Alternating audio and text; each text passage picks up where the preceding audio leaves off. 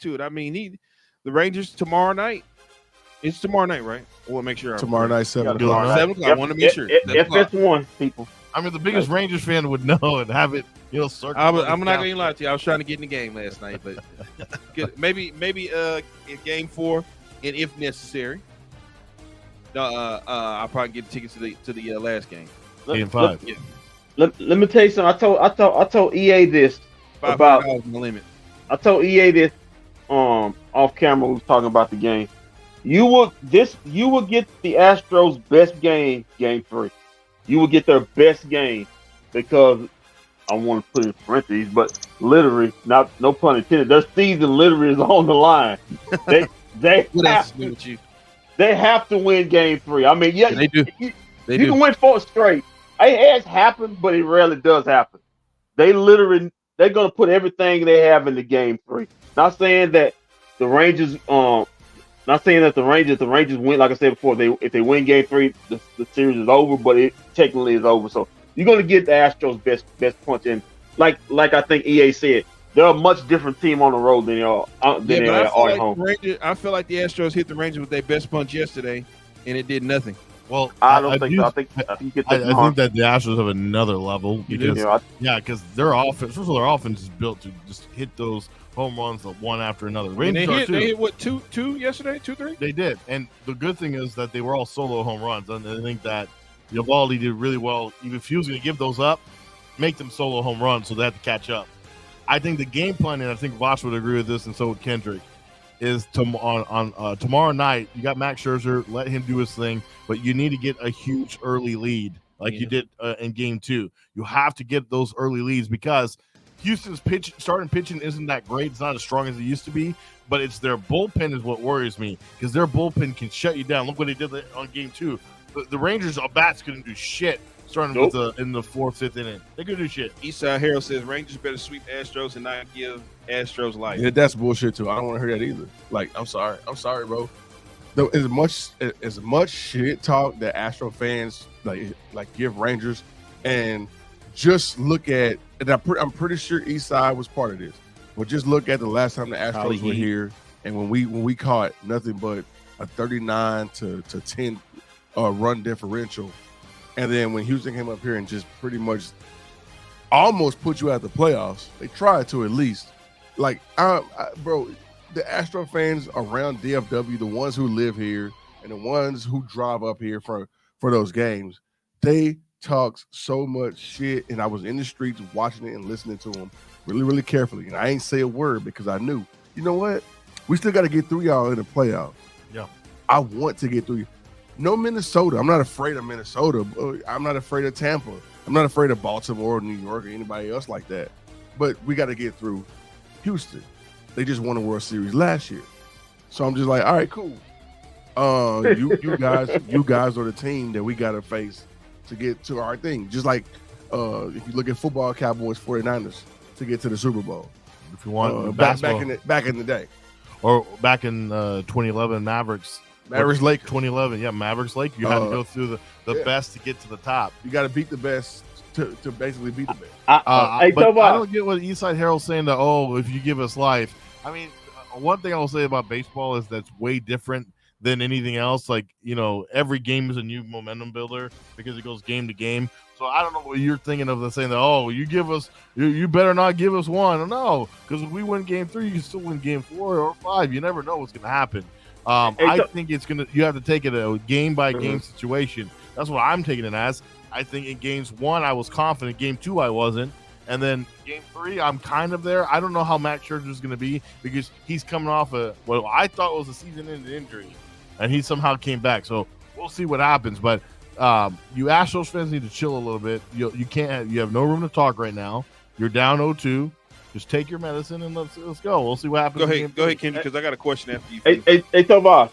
Yeah. Tomorrow's game, it's going to be high scoring.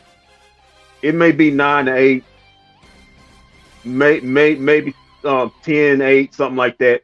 I believe you're going to get the bats.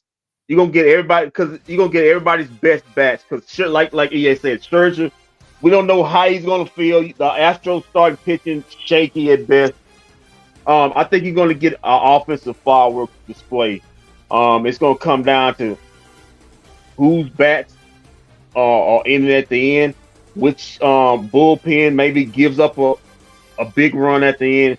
I think it's going to be a pretty entertaining game. But I think, like I said, you're going to get the best offensive version of Astros tomorrow, in my opinion. So tomorrow you got, of course, Scherzer, who you just mentioned, and then going up against, I think their best player, maybe their best starter outside of Verlander is Christian Javier. And in his last game, he went five innings, got 9 strikeouts. So, right. I mean, yeah, I said it yesterday too, that they were, that you got to score more than two runs to win the game. But I didn't see yesterday coming when you had to win the game 5-4. Okay, I did. Let me. You got. Listen. We might like Astros fans or the Astros. We got on quick yesterday. But hey, that is a championship team. You're gonna have to beat them. They're not gonna give it. You're gonna have to beat them. They know what it takes to win championship. The Rangers are gonna have to take this series. Like I feel in Game 3, the Rangers are gonna have to take Game 3. The Astros are not gonna walk away. They're not gonna be the Orioles and just take a butt whooping. You're gonna have to beat them. But so far they are though. And it ain't. Well, the Rangers have jumped up on them, and then the Rangers have had to pitch to get themselves out to win the game. I mean, it was 2-0. And then the Game 2, they jumped out 5-1, and then it was 5-4, and then we had to have a great save by a closer. So, like I said, but this Game 3 is going to be very interesting. It's going to be very. I think, like I said, I think you're going to get the best version of Astros. But the Rangers are a great home team. They score a lot of runs at home. I expect the offensive fireworks. I had a question real quick, Vosh. First, we're talking Rangers right here on BFB. Scherzer, since things are kind of going good right now, do you think we should just hold off till next round to put him in? No, go ahead. Well, it's already kind of too late, isn't it? Yeah, he's ready to go. He's already locked in and loaded. Yeah, so he can't do that. Yeah, I guess you got a point. But I'm just saying, what if you? Not for that guy. Not for that guy. He's a battler. He's a world champion. I still remember back in 2010, he was just getting started. Okay. And the Rangers pretty much did some things to him and Verlander then. Okay. So, I mean, Scherzer's season, he knows how to win. He knows how to battle. And speaking of battles, what we got from Eovaldi yesterday was that's how you battle. To have bases loaded, no outs, and just strike, and then come out of that inning with no runs or maybe one run or whatever. That's how you battle in the playoffs. And I mean, I'm pretty sure that you can even see it on in the dugout. All the pitchers are together. Like all those dudes are like in one little area, and they like each other. Like Scherzer is teaching this guy how to do this, and he's laughing and joking. And there's Austin Hedges over there laughing and joking with these dudes. I mean, reminiscent of what Derek Holland was doing when he was here. So, Scherzer as a fighter, I'm pretty sure he's going to be doped up on something where he can't feel that injury. He's going to come out there tomorrow. But you can tell this team is locked in. I mean, that's the second time that this team has been in a situation like that in these playoffs, and they've come out and they've gotten out of a situation like that. Like you can feel this team is locked in. Chapman did you one favor, and then so now Eovaldi did that yesterday. Hey, is it against the rules to take your head off? Like, no, I'm just kidding. No.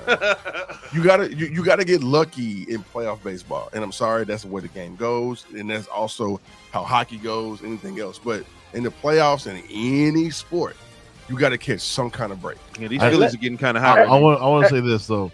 Going into Game 3, I'm not worried too much about Scherzer in terms of what he's going to do. My main worry is the bullpen because again, since we've known it, the bullpen has been shaky all year long, and even in this little weird 7-game win streak they got in the playoffs, even though the bullpen hasn't really given up much, they still are shaky. What we saw with Chapman before we had to go to Leclerc, I mean, it was really that terrifies me.